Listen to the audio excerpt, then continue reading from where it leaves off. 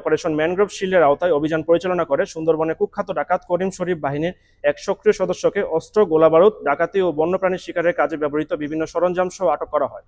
বর্তমান সরকারের নির্দেশনায় সুন্দরবন অঞ্চলের সক্রিয় সকল বনদস্যু বাহিনী নির্মূলের লক্ষ্যে বাংলাদেশ কোস্টগার্ডের নেতৃত্বে operation restore piece in Sundarban এবং অপারেশন ম্যানগ্রোভ শিল্ড নামে দুটি বিশেষ অভিযান পরিচালিত হচ্ছে। এই অভিযানের ধারাবাহিকতায় অপারেশন ম্যানগ্রোভ শিল্ডের আওতায় অভিযান পরিচালনা করে সুন্দরবনে কুখ্যাত ডাকাত করিম শরীফ বাহিনীর এক সক্রিয় সদস্যকে অস্ত্র, গোলাবারুদ, ডাকাতি ও বন্যপ্রাণী শিকারের কাজে ব্যবহৃত বিভিন্ন সরঞ্জাম সহ আটক করা হয়। গোপন তথ্যের ভিত্তিতে জানা যায়, সুন্দরবনে কুখ্যাত ডাকাত করিম শরীফ বাহিনীর সদস্যরা বাগেরহাটের শরণখোলা থানাধীন সুন্দরবনের আমুরবুনিয়া ফরেস্ট অফিস সংলগ্ন ড্রেনের খাল এলাকায় অবস্থান করছে। প্রাপ্ত তথ্যের ভিত্তিতে গত 3 জুন 2026 বুধবার বিকেল 3টায় কোস্টগার্ড বেস মংলা কর্তৃক উক্ত এলাকায় একটি বিশেষ অভিযান পরিচালনা করা হয়।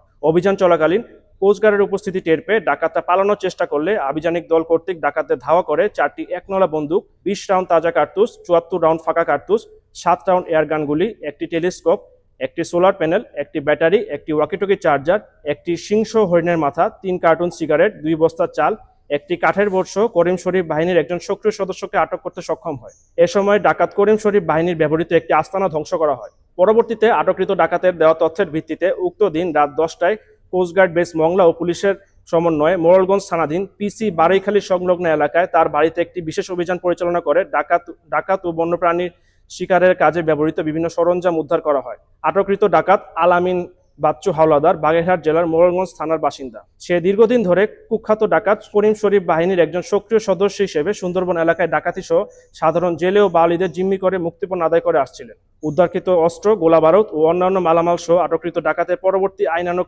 ব্যবস্থা গ্রহণের কার্যক্রম প্রক্রিয়াধীন রয়েছে। কোস্টগার্ডের চলমান এ সকল কার্যক্রম অভিযানের ফলে স্থানীয় কিছু স্বার্থান্বেষী মহল ও অসাধু চক্র বাহিনীর ভাবমূর্তি ক্ষুণ্ণ ও অপরাধ দমন কার্যক্রমকে প্রশ্নবিদ্ধ করার উদ্দেশ্যে বিভিন্ন সময় বিভ্রান্তিকর ও ভিত্তিহীন তথ্য প্রচারের অপচেষ্টা চালিয়ে যাচ্ছে।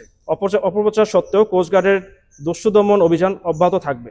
সুন্দরবনকে সম্পূর্ণরূপে দস্যুমুক্ত ও নিরাপদ রাখতে বাংলাদেশ কোস্টগার্ড নিয়মিত অভিযান ও গোয়েন্দা তৎপরতা অব্যাহত থাকবে।